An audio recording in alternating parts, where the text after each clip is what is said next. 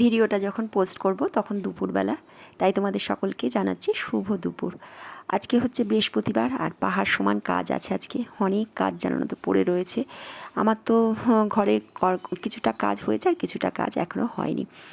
আর আজকে করছিলাম ডিমের অমলেট করে, তারপর ডিমের ঝোলটা। ডিমের এমনি তো করে খাওয়াই হয়, আর ডিমের অমলেট করে এটা খেতে মেয়েরাও ভীষণ ভালোবাসে।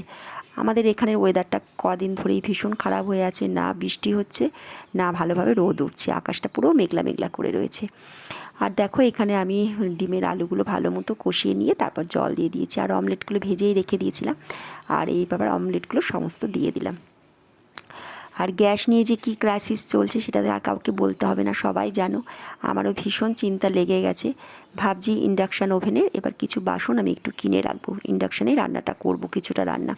তাহলে এই গ্যাসের যে ক্রাইসিসটাতে পিরিয়ডে তাহলে আমার এতটা প্রবলেম হবে না। আসলে ইন্ডাকশানের বাসন আমার অনেকগুলোই নেই, যেগুলো না কিনলে হবে না। তার জন্য ভাবছি দেখি আজকে না হলে কালকে একটু যাব বাজারে, গিয়ে কয়েকটা জিনিস কিনে নিয়ে আসবো।